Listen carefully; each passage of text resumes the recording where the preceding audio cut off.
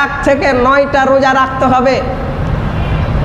যাক 1 থেকে 9টা, 1 থেকে 3টা, 1 থেকে 5টা, 1 থেকে 7টা, 1 থেকে 9টা ঈদের দিন রোজা রাখা চলবে না।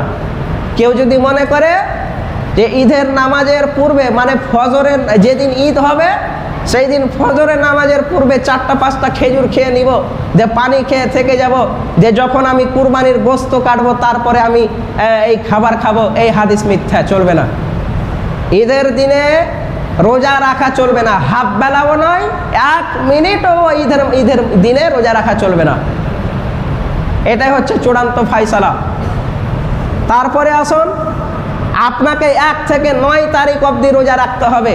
এই রোজা রাখতে গেলে কি বলছে জানেন? হাদিসের মধ্যে এসেছে, দেখুন, মা মিন আইয়ামিন আনিল আশর আইয়ুকাফিরা সানাতাল্লাতি ক্বাবলাহু ওয়াল্লাতি বা'দাহু।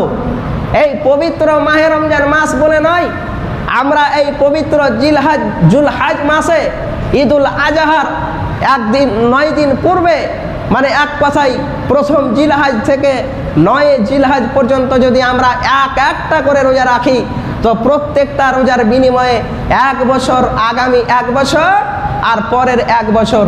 তাহলে এই জিলহাজ মাসে রোজা যদি আমরা করি, একটা যদি রোজা পালন করি, তো একটা রোজার বিনিময়ে পূর্ণ 2 বছরের গুনাহ আল্লাহ রাব্বুল আলামিন মাফ করবেন।